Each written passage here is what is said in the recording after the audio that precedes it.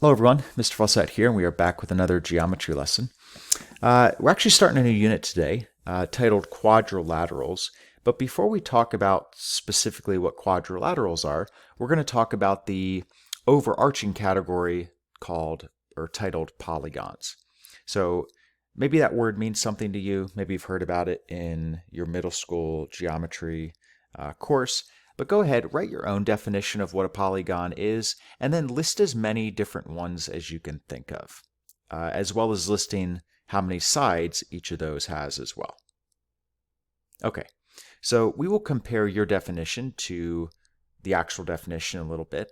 And maybe you were able to name a lot of polygons, maybe you were able to name just a few.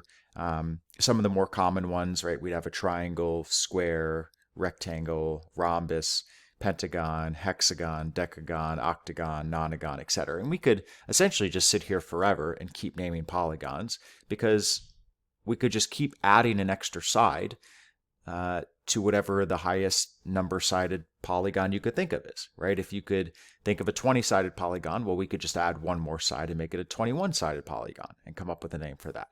So there are an infinite amount of different polygons, but there's just going to be a few that we work with most commonly.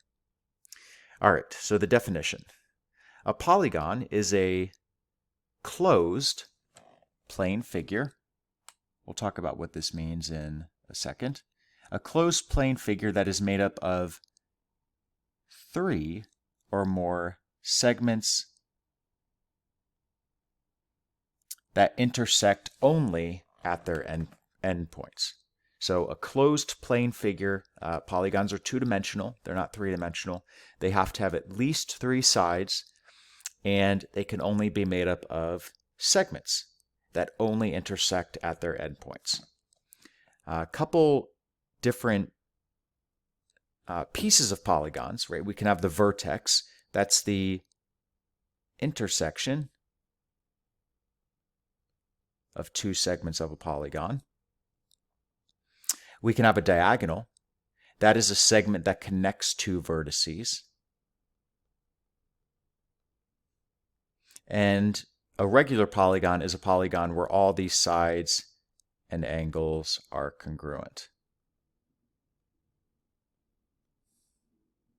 So let's put some visuals to those words.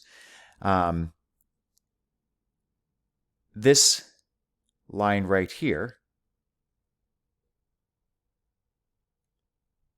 is going to a side or a segment, right? All the sides of a polygon are made up of segments. This segment right here, well, that connects these 2 vertices, B and D. So that segment would be called a diagonal. A diagonal is not a piece of the polygon itself, right? It's something we would draw on a polygon, right? So if I said draw a square, right, this is what you're going to draw. You're not going to also draw the diagonal of a square. The diagonal is something extra that we can put on a polygon, but it's not part of the actual polygon itself. And then we have this point over here, C, which it would be a vertex, right? It's the intersection of 2 segments. Okay, let's move on.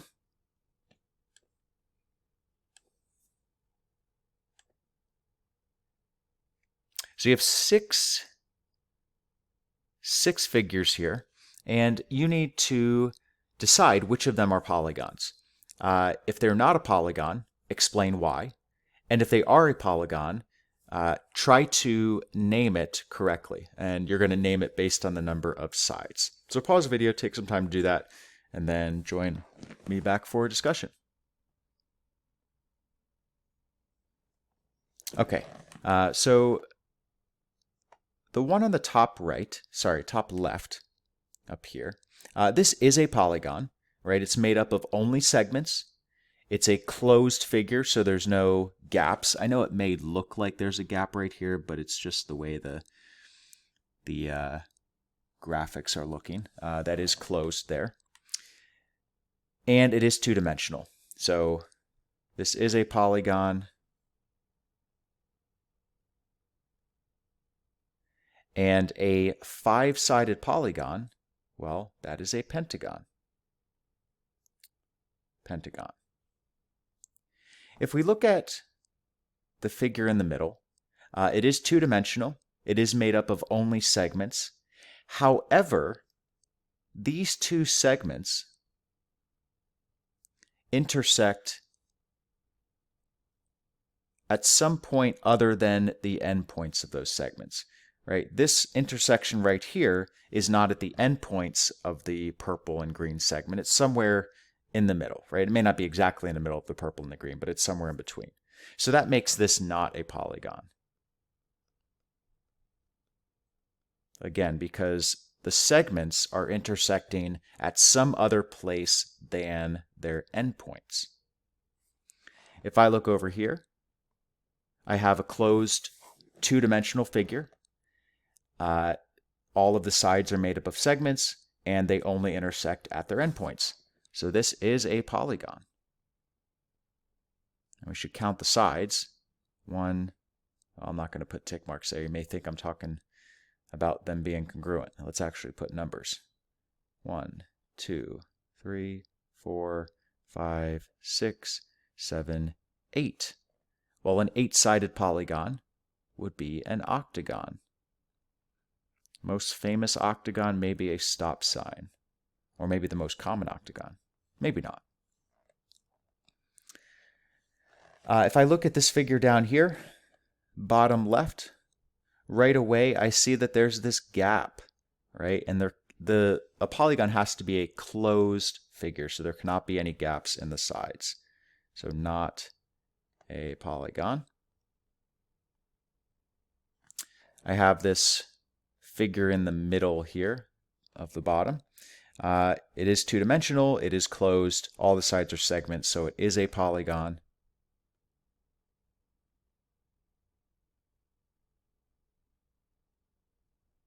And let's see, 1, 2, 3, 4, 5, 6, 7, 8, 9. A 9-sided polygon is considered a nonagon. Nonagon, 9 sides. If I look at the final one, I guess we'll do green here. Right away I see this curve. Well, polygons can't have curves. A circle is not a polygon, by the way, again, because it's curved. So if you have a figure with a curved side, not a polygon, regardless of what else is going on. Okay, hopefully we have a little better understanding of what constitutes a polygon versus what does not constitute a polygon. Let's move on. Again, today is filled with definitions. So we have two other types of categories we can separate polygons into. We can have what we call a convex polygon. This is a polygon where all the interior angles are less than 180 degrees. Should have my pen out. All the interior angles are less than 180 degrees. A concave polygon is one that has at least one interior angle that is a reflex angle, right? An angle that is more than 180 degrees and less than 360, right? We have this interior angle here that is clearly more than 180, which makes this a concave polygon. One way that you can try to remember the difference between concave and convex is that a concave polygon is kind of caving in on itself, right? There's a vertex that's pointed inward rather than outward, right? This vertex right here is pointing in rather than out. You could think of the polygon as caving in on itself. Okay, let's keep going. We are off to the interior angle measurements of a polygon. So it says, how can we quickly figure out the sum of all the interior angles of any convex polygon? Again, this is only going to work for convex polygons. We discussed this concept when we talked about symmetry, back in Unit 9, I believe. But we're going to revisit it from a different point of view. So let's think about this first question, and then I will give you some time to try to make a conjecture on your own. But is there any type of polygon that we already know of? Or sorry, is there any polygon that we already know what all the angles should sum up to? All right, so is there any polygon where we know what all the inside or the interior angles must sum up to? So write the type of polygon and the sum of the angles. There may be more, right? You may know multiple types of polygons and what those angles should sum up to. Okay, but probably the most common is the triangle, because we've done a ton of work with triangles in this course already. All those angles must add up to 180 degrees, right? The triangle angle sum theorem, or just the triangle sum theorem. So if we know that all triangles, all of the interior angles sum to 180, well, we can use that property to help us figure out what the sum of other polygons' interior angles should be. So let's first start with a quadrilateral. Quadrilateral just means any four-sided figure, quad meaning four. So here's what they're talking about. Can we split this quadrilateral up into different triangles? Well, there we go. I've split it up into two triangles. And if I know that, so let's do a red triangle and a blue triangle. I have a red and I have a blue. So if I know, right, that the red triangle should have three angles that add to 180, and the blue triangle should have three angles that add to 180, well, that should tell us what the total sum of the quadrilateral's interior angles should be.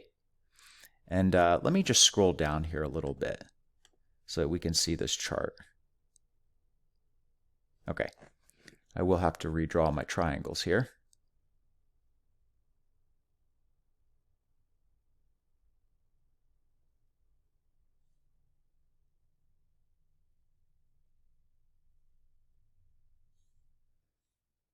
Let me just label these. 1, 2, 3,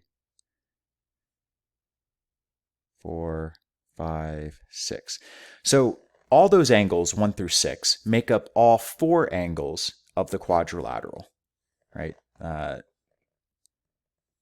2 and 6 make up this angle right here. 5 makes up this angle. I am not drawing congruent arcs, just to clarify. It does not mean that all of these arcs or all of these angles are congruent. I'm just showing you the different angles of the quadrilateral. So all 6 of those make up the 4 larger angles of the quadrilateral. So number of sides for the quadrilateral, 4. And this is actually incorrect. It's correct on your paper, but I haven't fixed it on my paper yet. So 3 sides for a triangle, 4 sides for a quadrilateral. The number of triangles that I could draw was 2. And the sum of the interior angle measures, well, if there's 2 triangles, that's 2 times 180. So every quadrilateral has interior angles that sum to 360. And maybe you already knew that because you thought of a square or a rectangle, right? If I draw a square, each angle is a right angle. So I get 90 degrees times 4, which would give me 360. But even if the angles aren't all right angles, they're going to add to 360. Some may be smaller or larger than 90, but together they will all add to 360. The key thing here is you have to draw triangles that are not, they can be overlapping with a side, but they can't cut through each other. So I couldn't draw triangles like this, right? Because they overlap or they intersect each other at that point. So try to fill in the chart for the other 2 polygons, the pentagon and the hexagon. You're going to have to draw more triangles than just 2. And then try to fill in the rest of the chart. Once you filled in the pentagon and the hexagon, you can think about what this would be for an n-gon. An n-gon is just a polygon with a random number of sides, right? So we want to come up with a rule that works for any polygon, regardless of the number of sides. So that's what we're working towards. So pause the video, take some time to work through this, fill in the chart, and then we will discuss. Okay, so for the pentagon, there's one triangle.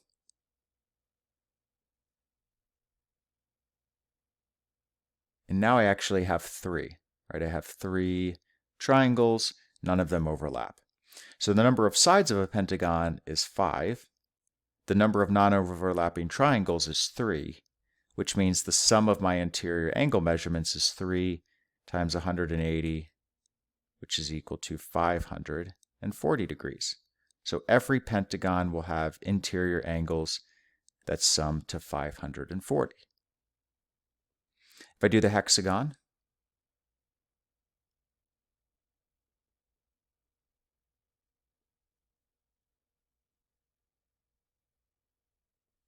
and again, there's more than one way to split this up. So I've split it up here into 1, 2, 3, and 4 triangles. But let me just show you that there's another way. Do 1, 2, and then 3 and 4. But either way, the hexagon, of course, has 6 sides. Number of non-overlapping triangles is 4, which means I'm doing 4 times 180, which means every hexagon has interior angles that sum to 720 degrees. And we could keep doing this, right? We could do this for a 7-sided polygon, an 8-sided polygon, 9-sided polygon, etc. But we don't want to have to come up with a table, right, that has an infinite number of rows. If we could come up with a rule that works for every polygon, well, that's nice and concise, right? That'll be very easy to work with rather than always having to do this process whenever I see a different type of polygon. This process is just helping us develop the rule, which we can then apply very quickly. So an n-gon, well, that has a number of sides equal to n, right? It's just a variable standing for the number of sides, n. Now, if I look at this pattern here, right, 3 and 1, 4 and 2, 5 and 3, 6 and 4, well, the number of triangles that we can draw is always 2 less than the number of sides. So I'd get n minus 2.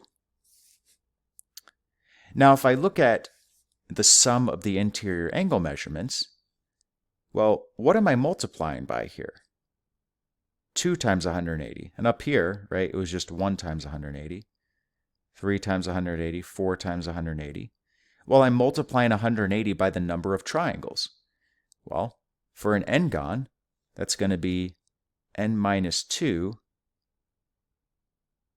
times 180. So this is our formula here. Let me write that a little bit neater for us. N minus 2 times 180. Or you can put the 180 first. So we get 180 times the quantity n minus 2. Either one works. Again, if you forget this formula, you can always use the triangle method. It's just going to take you a bit longer. But this formula will work for any convex polygon. Okay, let's look at what's below. We just kind of answered this question, right? The polygon angle sum theorem. Well, the sum of all interior angles of a convex polygon with n sides is equal to 180 times the quantity n minus 2. So the number of sides minus 2 times 180. If we want to find the measure of an interior angle, the measure of one interior angle of a regular polygon, well, this right here represents sum of all interior angles. So if I wanted to find the measurement of one interior angle, well, I could just divide this by the number of angles, which is equal to n, right? For a regular polygon, or for any polygon, the number of sides is equal to the number of angles.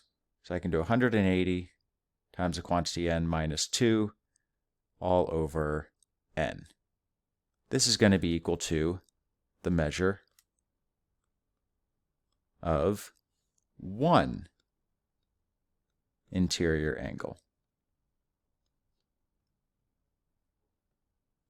Now you do have to notice this only works for regular polygons because a regular polygon has angles that are all congruent.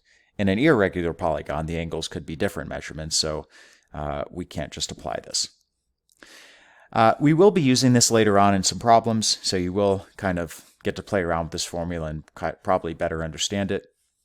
But hopefully walking through those steps above with the table and drawing the triangles shows you where this formula comes from.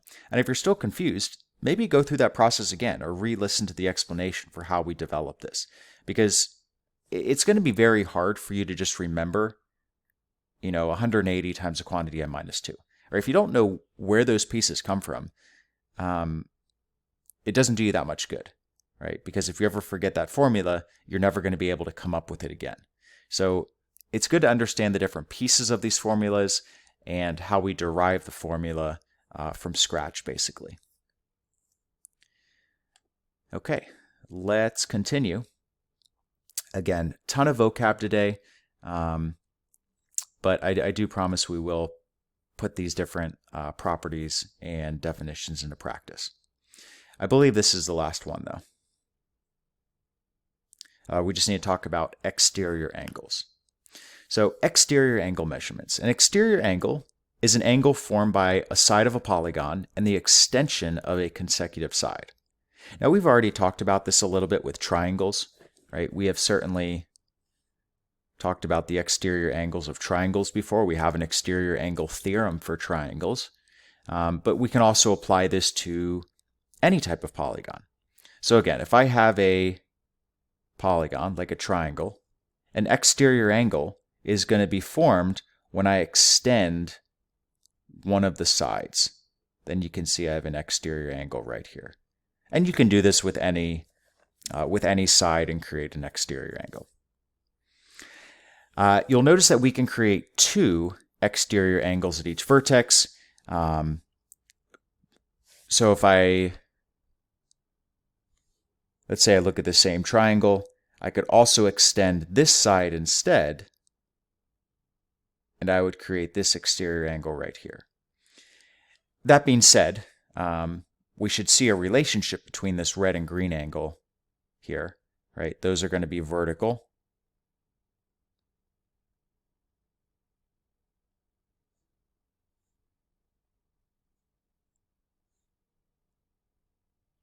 Which means they're going to have the same measurement. And when we're calculating the sum of exterior angles, we're only going to use one of the angles at each vertex. So we would only draw the red or the green. We wouldn't draw both.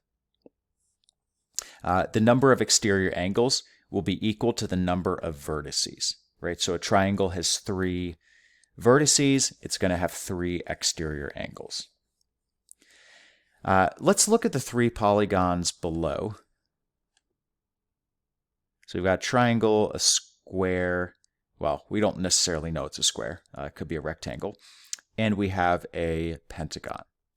So take a look at the exterior angles and find the sum of all the exterior angles and see if you notice a pattern. Now they do give you some of the interior angles as well, so make sure you're only adding up the sum, or you're only adding up the measures of the exterior. Okay, so we have the exterior here for the triangle. Those are all the 120s, which means they all add to 360. The interior angles are the 60-degree angles, which you don't have to worry about. For the rectangle or the square, we have all these 90-degree angles. 4 times 90 is also 360.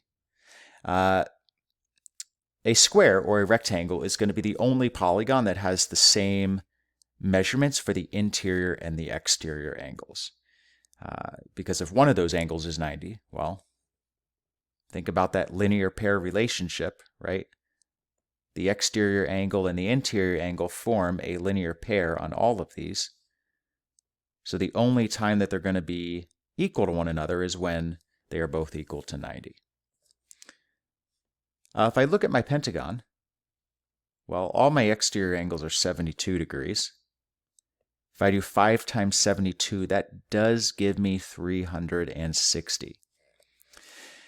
We could keep going. We could keep going with the hexagon, with a septagon, with an octagon, with a nonagon, etc.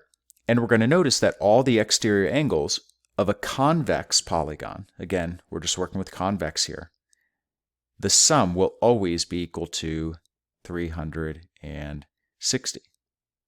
Now, let's think about this. The number of exterior angles is increasing when we increase the number of sides. So why do we think that, or why does it seem like the exterior angles will always only sum to 360?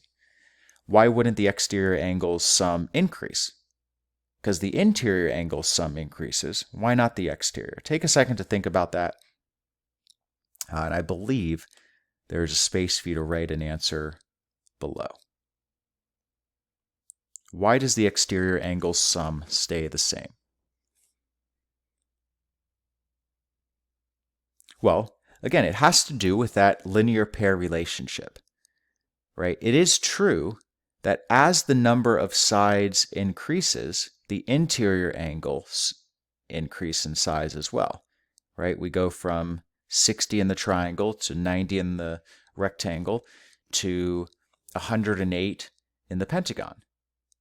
But because that relationship between the interior and the exterior angles are fixed, right, they're always going to sum to 180, that means that the exterior angle is going to continue to get smaller if the interior angle is increasing. So even though we have more exterior angles, the sum is getting, or the angle measurement is getting smaller, so the sum is going to stay consistent at 360. Okay, that is going to wrap it up for this video. We will get some chances in class to apply what we've learned here. If you wanted to, you could get a head start with your practice packet. There are some problems in there where you can look to apply these definitions, the different formulas we came up with, and the properties. But we are pushing about 30 minutes, so I am going to cut this off now. Thank you for listening. Enjoy the rest of your day, and we look forward to seeing you next time.